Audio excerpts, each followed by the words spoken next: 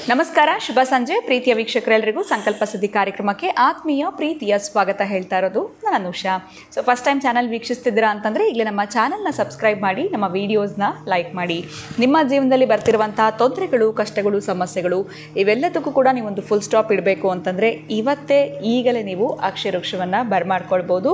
ಸಾಕಷ್ಟು ಜನ ಹೊಸ ವೀಕ್ಷಕರು ಕಾರ್ಯಕ್ರಮನ ನೋಡ್ತಾ ಇದ್ದೀರಾ, ನಿಮಗೆ ಇದ್ರ ಬಗ್ಗೆ ಹೆಚ್ಚಿನ ಮಾಹಿತಿ ಬೇಕು, ನೀವು ಅಕ್ಷಯ ವೃಕ್ಷವನ್ನು ಬರ್ಮಾಡ್ಕೊಳ್ಬೇಕು ಅಂತಂದರೆ ಸ್ಕ್ರೀನ್ ಮೇಲೆ ನಿಮಗೆ ಸಂಖ್ಯೆಗಳು ಬರ್ತಾ ಇದೆ. ಆದಷ್ಟು ಬೇಗ ಕರೆ ಮಾಡಿ ಇದ್ರ ಬಗ್ಗೆ ಸಂಪೂರ್ಣವಾಗಿರುವಂಥ ವಿಚಾರವನ್ನು ತಿಳ್ಕೊಳ್ಬೋದು. ಪ್ರತಿಯೊಂದು ವಿಡಿಯೋಸಲ್ಲಿ ಕೂಡ ಉಪಯುಕ್ತವಾಗಿರುವಂಥ ಮಾಹಿತಿ, ಮಾರ್ಗದರ್ಶನ ನೀಡುವಂಥ ಸ್ಪಿರಿಚುವಲ್ ಗುರು ಡಾಕ್ಟರ್ ವಿಷ್ಣುದತ್ತ ಗುರುಜಿಯವರಿದ್ದಾರೆ. ಗುರುಗಳನ್ನ ಕಾರ್ಯಕ್ರಮಕ್ಕೆ ಬರ್ಮಾಡ್ಕೊಳ್ಳೋಣ. ನಮಸ್ತೆ ಗುರುಗಳೇ, ಕಾರ್ಯಕ್ರಮಕ್ಕೆ ಭಕ್ತಿಯ ಸ್ವಾಗತ. ಸಾಕಷ್ಟು ಕಾರ್ಯಕ್ರಮಗಳು ಮಾಡಿರೋದ್ರಿಂದ ಈ ಬ್ಲ್ಯಾಕ್ ಮ್ಯಾಜಿಕ್ ಅಂದರೆ ಏನು, ಇದಾಗತ್ತಾ ಇಲ್ವಾ, ಇದೆಲ್ಲವನ್ನು ಕೇಳಿದ್ದೀವಿ. ಆದರೆ ಈ ದೈವ ಕಟ್ಟು ಅಂದರೆ ಏನು ಗುರುಗಳೇ? ಇದೊಂದು ಹೊಸ ವಿಚಾರ ಅಂತ ನನಗನ್ನಿಸ್ತು. ಯಾಕಂದರೆ ಈ ವಿಚಾರವಾಗಿ ನಾನು ಯಾವತ್ತೂ ಕೇಳಿರಲಿಲ್ಲ. ಅನೇಕ ದೋಷಗಳ ಬಗ್ಗೆ ಮಾತಾಡಿದ್ವಿ, ಇದೆಲ್ಲವೂ ತಿಳ್ಕೊಂಡಿದ್ದೀವಿ. ಈ ದೈವ ಕಟ್ಟು ಅಂತಂದರೆ ಏನು? ದೇವರನ್ನೇ ಕಟ್ಟು ಹಾಕೋದು ಅಂತನಾ, ಅಥವಾ ಹೇಗಿದು ಅರ್ಥ ಮಾಡ್ಕೊಳ್ಳೋಕ್ಕೆ ನನಗಾಗಲಿಲ್ಲ. ಅದಕ್ಕೆ ಇವತ್ತಿನ ಕಾರ್ಯಕ್ರಮದಲ್ಲಿ ಈ ವಿಚಾರನ ತಮ್ಮ ಮುಂದೆ ಇಡ್ತಾ ಇದ್ದೀನಿ. ಇದ್ರ ಬಗ್ಗೆ ತಿಳಿಸ್ಕೊಡಿ ಗುರುಗಳು. ಎಲ್ಲಿ ನೀವು ಓದಿದ್ವಾ?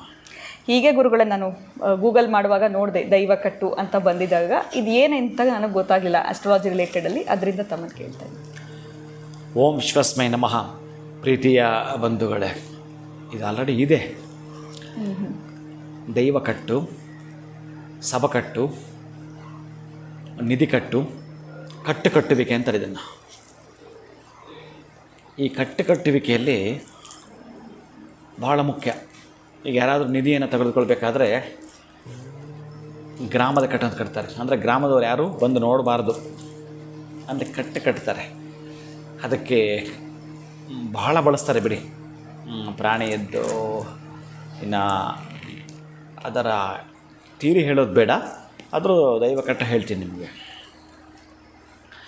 ಇದೊಂದು ರಹಸ್ಯ, ಇದೊಂದು ಅದ್ಭುತವಾದ ರಹಸ್ಯ. ಈಗ ನಿಮಗೆ ಈಸಿಯಾಗಿ ಅರ್ಥ ಮಾಡಿಸ್ಬೇಕು ಅಂದರೆ,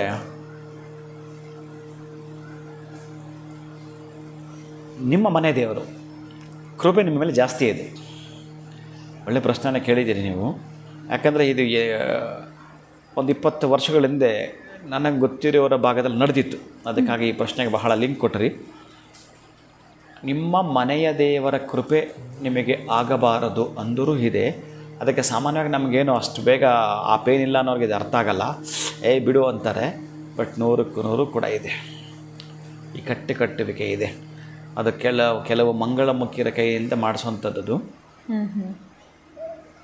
ಅವರ ಕೃಪೆ ಆಗಬಾರ್ದು ಅಷ್ಟೇ.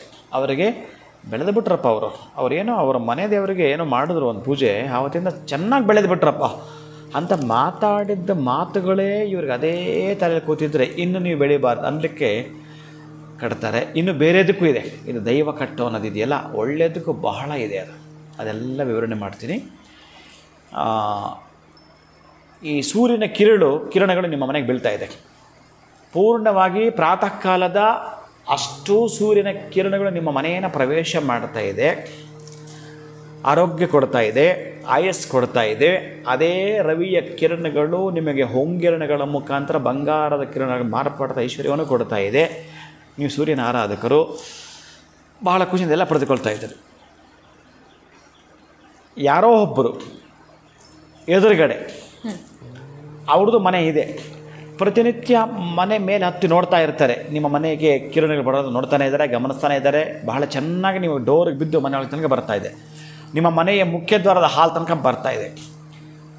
ಎಲ್ಲಿಂದ ಅವರು ಮನೆ ಪಕ್ಕದ ಗೋಡೆಯಿಂದ ಬರಬೇಕವು.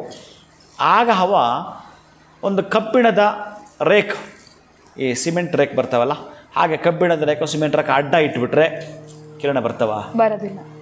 ಹಾಗೆ ಇಲ್ಲಿ ಸೂರ್ಯನ ತಪ್ಪಿಲ್ಲ, ದೈವ ತಪ್ಪಿಲ್ಲ. ದೈವ ಎಲ್ಲರಿಗೂ ಸಮ, ಸೂರ್ಯನಾರಾಯಣ ಎಲ್ಲರಿಗೂ ಒಂದೇ. ಆದರೆ ಈ ನಮ್ಮ ಕುಯುಕ್ತಿ ಬುದ್ಧಿ ಇದೆಯಲ್ಲ, ಅದು ನೋಡಿ ಸಣ್ಣದೊಂದು ಅಡ್ಡ ಹಾಕ್ದ ಅಷ್ಟೇ. ನಿಮ್ಮ ಬಾಗಿಲು ಎಷ್ಟು ಗ್ಯಾಪ್ ಇತ್ತು ಅಷ್ಟೇ ಇತ್ತು, ಆ ಸಂಧಿ ಕೂಡ ಅಷ್ಟೂ ಕಿರಣಗಳು ಬರ್ತಾ ಇದ್ದವು. ಅಲ್ಲಿ ಒಂದು ಕಬ್ಬಿಣದೊಂದು ದೊಡ್ಡದೊಂದು ರೇಖು, ಒಂದು ಸೀಟು ಅಡ್ಡ ಹಾಕ್ದ, ಕಿರಣಗಳು ಬರಲಿಲ್ಲ. ನೀವು ಕೇಳೋಂಗೂ ಇಲ್ಲ, ನಮ್ಮ ಮನೆಗೆ ಅಡ್ಡ ಹಾಕ್ಕೊಂಡಿದ್ದೀರಿ ಅಂತಾನೆ. ಏನು ಮಾಡ್ತೀರಿ? ಇದು ಅದಕ್ಕಾಗಿ ನಾವು ಇನ್ನೇನಾದರೂ ಪ್ರಯತ್ನ ಪಟ್ಟು ಅದನ್ನು ತೆಗೆಸಬಾರದು. ಅವನೇ ತೆಗಿತಾನೆ ನಾವು ಮಾಡೋ ಒಂದು ಚಮತ್ಕಾರದಿಂದ. ಇದೊಂದು ರೀತಿ, ಇದನ್ನು ಸಬಕಟ್ಟು ಅಂತ ಕರೀತಾರೆ. ಆ ಈ ಕಟ್ಟುಗಳು ಕಟ್ಟೋದಿದೆಯಲ್ಲ, ಇದನ್ನು ತೀರಾ ಚಿಕ್ಕದಾಗಿ ನಿಮ್ಗೆ ಅರ್ಥ ಮಾಡಿಸ್ತಾ ಇದ್ದೀನಿ. ಅದನ್ನು ಪ್ರಾಕ್ಟಿಕಲ್ ಮಾಡುವಾಗ ಬಹಳ ವಿಶೇಷ ಅಡಗಿದೆ, ಬಹಳ ವಿಶೇಷ ಅಡಗಿದೆ. ಆ ಥರದ್ದೆಲ್ಲವೂ ಇದೆ. ಇನ್ನು ನಾವೊಂದು ತೀರಾ ಸಣ್ಣ ಪೂಜೆ ಅಂತಂದರೆ ಸೂರ್ಯನಾರಾಯಣ ಪ್ರತಿನಿತ್ಯ ನಿನ್ನನ್ನು ನೋಡ್ತಾ ಇದ್ದೆ, ನಾನು ಪೂಜಿಸ್ತಾ ಇದ್ದೆ, ನನಗೆ ಬಹಳ ಆನಂದ ಆಗ್ತಾಯಿತ್ತು. ಎಂಥ ಪರಿಸ್ಥಿತಿ ನನಗೆ ಇನ್ನು ಸಾಧ್ಯವೇ ಇಲ್ಲ ನಮ್ಮ ಮನೆಗೆ ಸೂರ್ಯಕಿರಣ ಬರೋದು. ನೀವೊಂದು ಶ್ರದ್ಧೆ ಭಕ್ತಿಯಿಂದ ಅವನ ನಾಡಿ ಕೊಂಡಾಡ್ತಾ ಇದ್ದರೆ, ಸೂರ್ಯ ಕಿರಣಗಳು ಬಂದಾಗ ಎಷ್ಟೊಂದು ಶ್ರದ್ಧೆಯನ್ನು ನೀವು ತೋರಿಸ್ತಾ ಇದ್ರೋ ಅದರ ಹತ್ರಷ್ಟು ಶ್ರದ್ಧೆ ತೋರಿಸ್ತಾ ಇದ್ರಿ. ನಿಮ್ಮ ಹಾಪಿ ಕಾಣ್ತಾ ಇದೆ ಭಗವಂತನಿಗೆ ಅನ್ನೋವಾಗ ಅದನ್ನು ಹಾಕಿದ ಕೂಡಲೇ ಅವ್ರಿಗೆ ಯಾರಿಗೋ ಅವ್ರ ಮನೆ ಎಲ್ತು ಕೆಡುತ್ತೆ, ಇನ್ನೊಂದೇನೋ ಆಗುತ್ತೆ. ಅದಕ್ಕೆ ಯಾರೋ ಒಬ್ಬರನ್ನ ವಾಸ್ತುರನ್ನು ಕರೀತಾರೆ. ಅವ್ರು ಈಗ ಮಾಡಿ ಅದೊಂದು ಇದೊಂದೇನೋ ಸಮ್ ಚೇಂಜಸ್ ಹೇಳಿ ಅವನ ಮುಖಾಂತರ ದಯವಿಟ್ಟು ಇದನ್ನು ತೆಗೀರಿ ಅಂತ ಹೇಳ್ತಾರೆ. ಇದನ್ನು ತೆಗೆದಿಲ್ಲ ಅಂದರೆ ನಿಮ್ಮ ಮನೇಲಿ ಆಗಬಾರ್ದಾಗ್ಬಿಡುತ್ತೆ ಅಂತಾರೆ. ಆಗಬಾರ್ದಾಗುತ್ತೆ ಅನ್ನೋ ನನಗೆ ಭಯ ಆಗ್ಬಿಡ್ತಾ ಇದೆ. ತಡೆಯಪ್ಪ ಸುಮ್ಮನೆ ಅವ್ರ ಮನೆಗೆ ಅಡ್ಡ ಹಾಕೋ, ನನಗೆ ಅಡ್ಡ ಆಗ್ತಾಯಿದೆ ಅಂತ ನಿಮ್ಮ ಒಂದು ಪ್ರಾರ್ಥನೆ ಅವನನ್ನು ತೆಗಿಬಹುದು. ಇನ್ನು ಕಟ್ಟುವಿಕೆಯಲ್ಲಿ ಬಹಳ ಇದೆ, ಅದನ್ನು ನಾನು ಪ್ರಚುರ ಪಡಿಸೋದು ಸಮಂಜಸವಲ್ಲ. ಕಟ್ಟೋದಕ್ಕೆ ಇಷ್ಟು ನಾನು ನಿಮಗೆ ಈ ಉದಾಹರಣೆ ಅಂತ ಕೊಟ್ಟಿದ್ದೀನಿ. ಯಾಕಂದರೆ ಅದು ದೈವ ಕಟ್ಟು, ಸಭಕಟ್ಟು, ನೇಗೆ ಸಂಬಂಧಪಟ್ಟ ಕಟ್ಟುಗಳನ್ನು ನಾನು ಹೇಳ್ತೀನಿ ನಿಮಗೆ. ಒಂದು ಚಾನಲಲ್ಲಿ ನಮ್ಮದೊಂದು ಬಂದಾಗ ಅದನ್ನು ಪ್ರಯೋಗ ಮಾಡಿ ತೋರಿಸ್ತೇನೆ ಅಂತ. ಆವಾಗ ನಾನು ಇದನ್ನು ಮೌನವಾಗಿರುತ್ತದೆ ನಾನು ಮಾಡಿ ತೋರಿಸ್ತೇನೆ. ಹಾಗೆ ನಡೆಯುವಂಥವಿರುತ್ತವೆ. ಅದಕ್ಕಾಗಿ ದೈವ ಕೃಪೆ ಹೇಗಿರ್ಬೇಕು ನಾವು ಅಂತಂದರೆ, ಅವರು ಚೆನ್ನಾಗಿರಬೇಕು, ಇವರು ಚೆನ್ನಾಗಿರಬೇಕು, ಎಲ್ಲರೂ ಚೆನ್ನಾಗಿರಬೇಕು. ನೀವೆಲ್ಲೋ ಒಂದು ಕಡೆ ಅಸೂಯೆ ಇಟ್ಕೊಂಡು ಹಾಕಿದ್ರೆ ನಿನಗದೇ ಅಡ್ಡ ಆಗುತ್ತೆ, ನಿನಗೆ ಅದು ಅಡ್ಡ ಪರಿಣಾಮ ಬೀರುತ್ತೆ. ಅದಕ್ಕಾಗಿ ದೈವ ಕಟ್ಟು ಬಹಳ ದೊಡ್ಡದಾದ ರಹಸ್ಯ ಅದು. ಇದನ್ನು ಭೇದಿಸೋದಾಗಲಿ ಅಷ್ಟು ಕರೆಕ್ಟ್ ಅಲ್ಲ. ಈಗಿರ್ತಕ್ಕಂಥ ನಮ್ಮ ಜನಕ್ಕೆ ಈ ದೈವ ಕಟ್ಟಿನ ಅವಶ್ಯಕತೆ ಅಂತೂ ಮೊದಲೇ ಇಲ್ಲ, ಬೇಕಾಗೂ ಇಲ್ಲ. ದೈವ ಕಟ್ಟು ಅಂತಕ್ಕಂಥ ರಹಸ್ಯ ಇದೆ. ನೀವೆಲ್ಲ ಓದಿದರೆ ಪಾಪ ಅದನ್ನು ನಾನು ಹೇಳ್ತಾ ಇದ್ದೀನಿ. ಅದರ ಅವಶ್ಯಕತೆ ಇಲ್ಲ. ಅದರ ಅವಶ್ಯಕತೆ ಯಾರಿಗೆ ಅಂತ ನನಗೆ ಗೊತ್ತಾಗತ್ತೆ, ಏನಂತ ಗೊತ್ತಾಗತ್ತೆ. ಅದಕ್ಕಾಗಿ ಅದರ ರಹಸ್ಯವನ್ನು ಬಿಚ್ಚಿಡೋದು ಬೇಡ. ಅದೇನಾದರೂ ಅಡ್ಡ ಹಾಕಿದ್ರೆ ಹೀಗಾಗತ್ತೆ ಅಂತ ನಾನು ನಿಮ್ಗೆ ತಿಳಿಸಿದ್ದೇನೆ ಅಷ್ಟೇ. ಖಂಡಿತವಾಗ್ಲೂ ಗುರುಗಳೇ, ಈ ದೈವ ಕಟ್ಟು ಅಂದರೆ ಏನು ಅಂತ ಕೇಳಬೇಕು ಅಂತ ಬಹಳ ದಿನಗಳಿಂದ ಅಂದ್ಕೊಟ್ಟಿದ್ದೆ. ಬಟ್ ನೀವು ಕೊಟ್ಟಂತಹ ಉದಾಹರಣೆ, ಎಲ್ಲೋ ಒಂದು ಕಡೆ ಸೂರ್ಯನ ಕಿರಣಗಳು ಮನೆಗೆ ಬರೋವಾಗ ಅವ್ರು ಅಡ್ಡ ಹಾಕ್ತಾರೆ ಅಂತ ತಿಳಿಸಿದ್ರಿ. ಸೊ ತುಂಬ ಸಿಂಪಲ್ಲಾಗಿ ಒಳ್ಳೆ ಟೀಚರ್ ಥರ ಎಕ್ಸ್ಪ್ಲೈನ್ ಮಾಡಿದ್ರಿ ಅಂತಲೇ ಹೇಳ್ಬೋದು. ಸ್ಟೂಡೆಂಟ್ಸಿಗೆ ಹೇಗೆ ಅರ್ಥ ಮಾಡಿಸ್ತಾರೋ ಹಾಗೆ ತುಂಬ ಅದ್ಭುತವಾಗಿತ್ತು ನೀವು ಕೊಟ್ಟಂಥ ಉದಾಹರಣೆ. ಜೊತೆಗೆ ಹೊಸ ವಿಚಾರನ ತಿಳ್ಕೊಂಡಂಗಾಯಿತು. ಇದು ನನಗಂತೂ ಗೊತ್ತಿರಲಿಲ್ಲ, ಬಹುಶಃ ನೋಡ್ತಾರೋಗೂ ಕೂಡ ತಿಳ್ಕೊಳ್ಳೋಕ್ಕೆ ಒಂದು ಅವಕಾಶ ಆಯಿತು ವಿಡಿಯೋ ಮುಖಾಂತರ ಅಂತಲೇ ಹೇಳ್ಬೋದು. ಧನ್ಯವಾದಗಳು, ನಮಸ್ಕಾರಗಳು. ಹರೇ ಶ್ರೀನಿವಾಸ.